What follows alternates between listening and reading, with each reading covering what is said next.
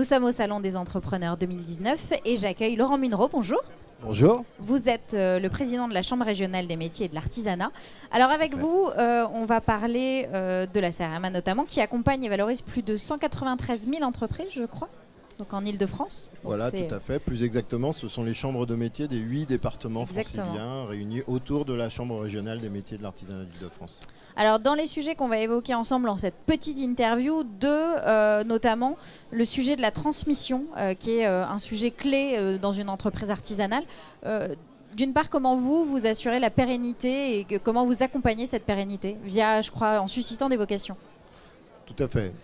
Déjà, il faut savoir que souvent, les chefs d'entreprise artisanales n'ont pas la perception qu'il faut s'y prendre assez tôt pour une reprise. Et souvent, ils attendent les 6 derniers mois pour se décider. Notre action, c'est bien d'aller leur dire 4 ans avant, dès l'âge de 55 ans, quelquefois, qu'il faut commencer à penser à la transmission de son entreprise pour ces chefs d'entreprise qui ont un savoir-faire, ont créé une entreprise souvent assez jeune et qui ont un fort potentiel à pouvoir céder à quelqu'un qui devrait le reprendre plutôt que de créer lui-même, pourquoi pas. Et c'est pas toujours si simple. Dans votre accompagnement, vous avez aussi la part administrative et notamment la digitalisation de cette partie administrative qui est un vrai levier de gain de temps.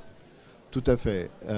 Les chambres de métiers sont des établissements administratifs de l'État. Ils sont là pour faciliter la création de l'entreprise, l'immatriculation au répertoire des métiers. Et nous sommes là pour faire toutes les démarches administratives, un peu comme le greffe du tribunal de commerce du côté des entreprises. Vous êtes un vrai partenaire.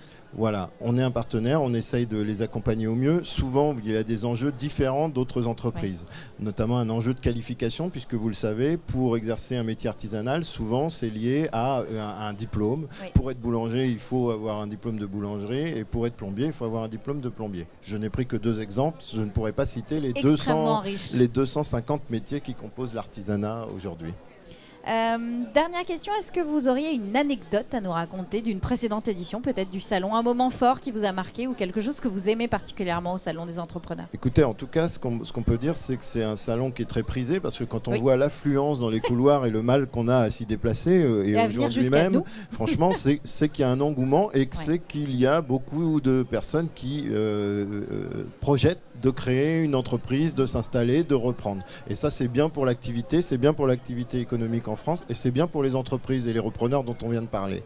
Moi, l'anecdote que j'ai, c'est surtout que quand on est sur un stand comme celui des chambres de métiers, on accueille beaucoup de gens qui ne savent pas vraiment par quoi commencer pour créer leurs entreprises. Et souvent, ils arrivent avec un projet, mais ils sont perdus dans la multitude de possibilités qu'ils ont, de rencontres qu'il y a. Alors, c'est bien d'avoir un salon, mais finalement, ça met tous les gens qui s'occupent de création et d'entreprise au même endroit. Il faut qu'ils fassent le tri et c'est bien d'aller voir aussi des institutions comme la nôtre qui, elles, peuvent plus s'orienter et orienter justement vers les financeurs d'un côté, les prestations de services de l'autre, parce qu'on connaît ces créations. Aujourd'hui, c'est quand même 30 000 créations par an dans l'artisanat et qui se passent en Île-de-France. À retenir. Merci beaucoup. Merci à vous. Très bonne journée. Merci, bon salon. au revoir.